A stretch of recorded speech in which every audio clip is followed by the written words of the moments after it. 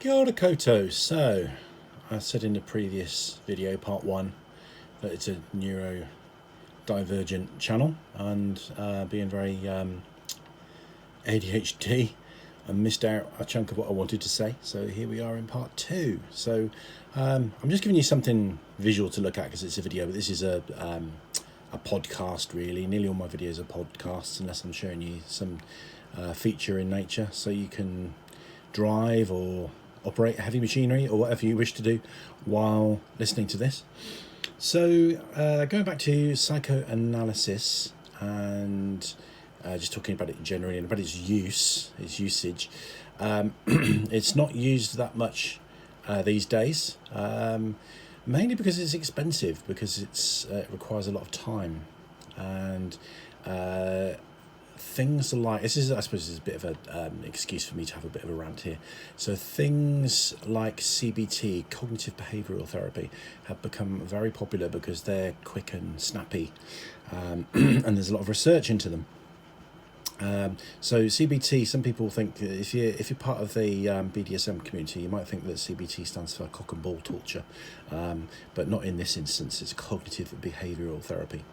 So CBT is the big noise in therapy, particularly kind of state-funded therapies. I do have a qualification in CBT, and I quite like it. I think there's some very, very good things in CBT, but it is also quite two-dimensional. So to compare it to psychoanalysis is 3, 4, 5, 6-dimensional. It works on the whole person. So you might go into psychoanalysis because you've got a particular problem or a particular issue, but it works on the whole of you. It works on the whole of your psyche. It's not something that will just target some kind of specific symptom. And you might get a resolution of symptoms through psychoanalysis, but the danger is you'll get so much more. It makes you more whole, more integrated. It's quite a fundamentally deep therapy. CBT, my criticism of CBT is often it's quite shallow, and it kind of picks very specific goals and targets them in a very I can't think of the right word. I can't say targets them in a targeted way, but I'm going to. And the evidence for it is good, but there is controversy around the evidence for it, and mainly it's because tons of money has been poured into research into CBT. My suspicion, and some people will shoot me for this, is that CBT results are often quite short-lived, and they're based on you give the client a questionnaire about how they're functioning and what their problems are in certain areas, particularly the problem area. You give them 6 sessions of CBT, and then you give them a questionnaire at the end, and they say, "Oh, yes, much better, thank you very much." But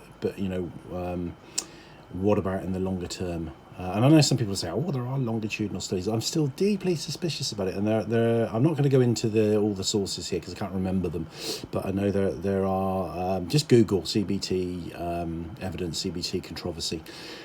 So I think so. Where I say the politics of this really is that CBT has been pushed, and lots of money has been put into it. Lots of money has been put into researching it. Because it's cheap, whereas things like psychoanalysis are take a long time, lots of money, lots of sessions,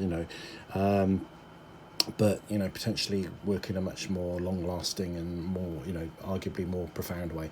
I'll leave you to decide for yourself. I can't provide all the evidence is there. There's plenty of evidence out there, but it's not something that I have on my fingertips and I can give you. But make up your own mind about that really. But psychoanalysis, I suppose it was popular back in the day when Freud was in private practice. He saw very wealthy people, who had plenty of money and often plenty of time to attend regular therapy sessions.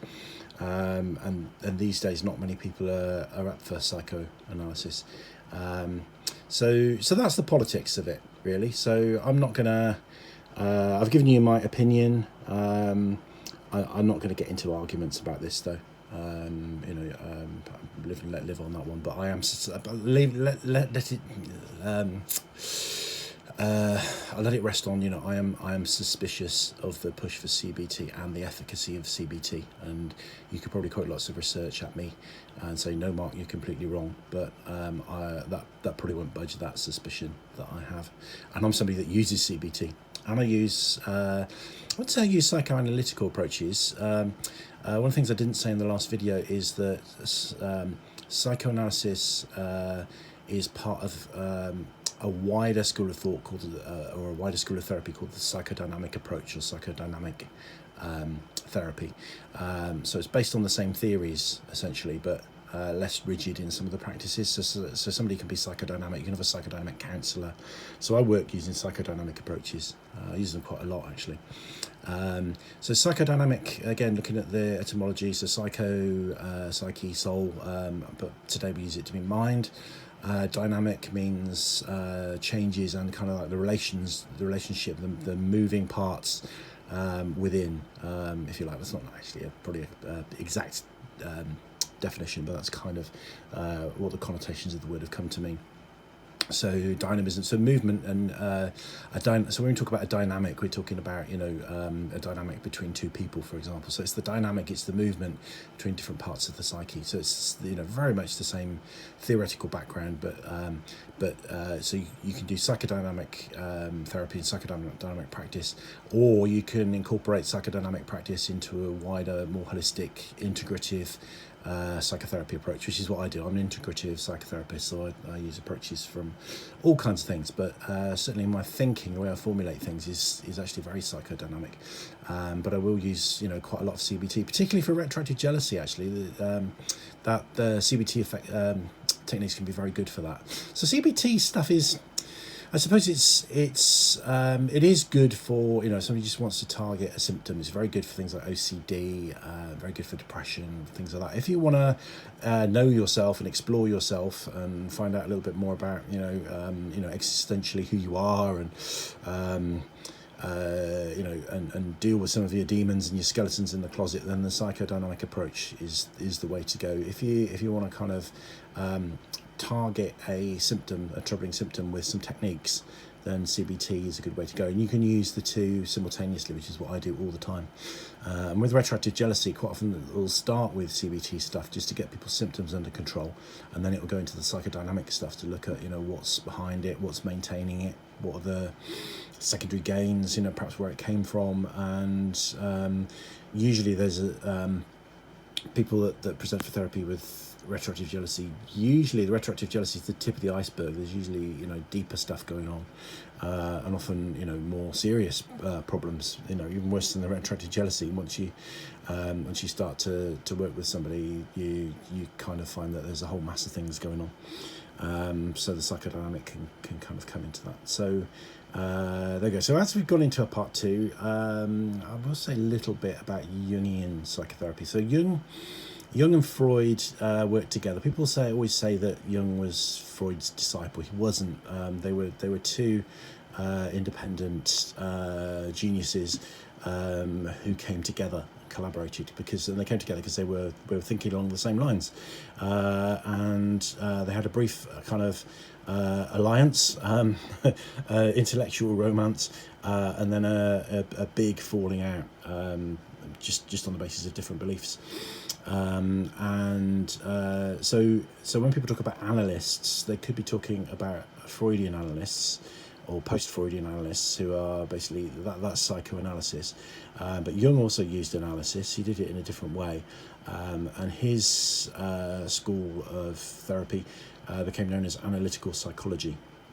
So if you see the term analytical psychology, that's Jungian, but it's kind of got a lot of similarities and a lot of differences as well. So there we go. Hope that clarifies things. I'll probably clarifies things. I've probably missed something else out. That's the day. Oh look, and the screen's gone blank. That's probably just a sign for me to finish. So there we go. I hope you enjoyed both parts. If you've got any questions on this topic, by all means give me a shout. If they're beyond my